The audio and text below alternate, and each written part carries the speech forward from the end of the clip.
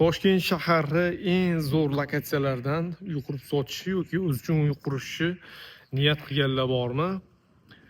Assalomu alaykum, bizani kuzatib borayotganlar. Bugungi manzilimiz Shayxontohur tumani Huvaydo mahallasida bo'ladi. 8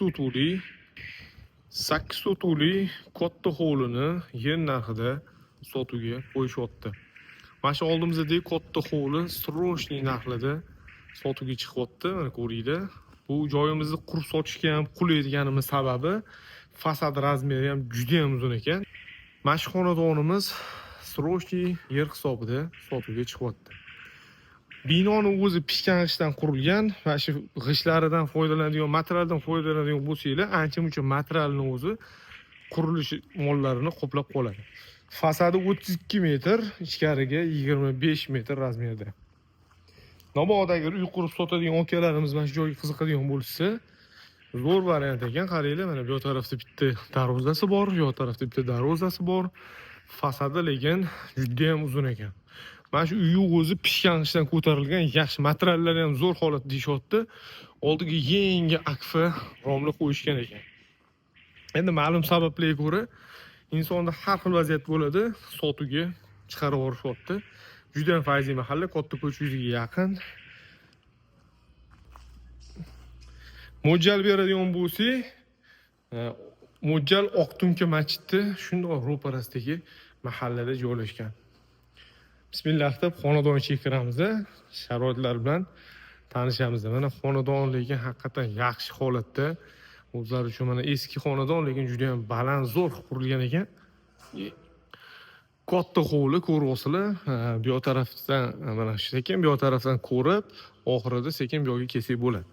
Bu yoqda mana o'zi yangi qurilish bor ekan, ko'ringlar, materialning o'zi ancha-muncha chiqadi, okalar. Bu yoqda rossiyskiy to'siqlar tashalgan. Qurilish hali tugallanmagan bino, tom yopilgan.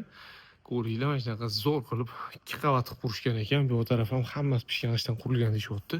Rossiyskiy to'siqlar. Mana bu yoq tarafda xonalarga razdel qilingan.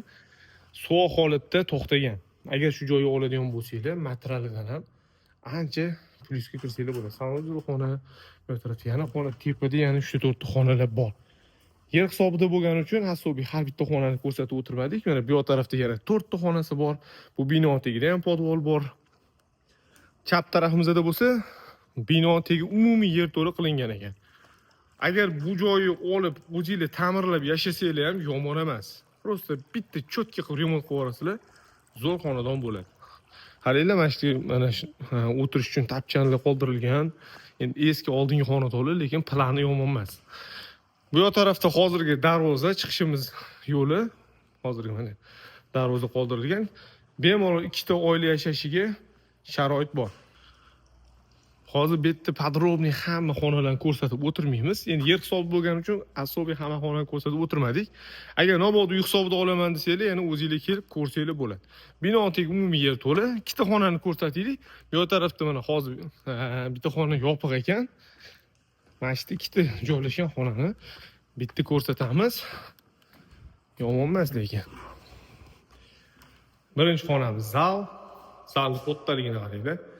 Juda katta qurilgan, 25 ta mehmonni indamay o'z ichiga oladi. Zaldan spalniy o'tish xonasi bor. Bu yoq tarafda mana отдельный yana eshik bor, spalniy. Hozirgi uylarning zalida keladi spalniy. Ko'ringlar. Katta akfa romlar qo'yilgan. Mana shu ham bino quradigan bo'lsanglar, mana shu romlarni ham foydalansanglar bo'ladi. Uy hisobida olsanglar ham, yer hisobida olsanglar ham, xullas plyusga kiradigan joyi.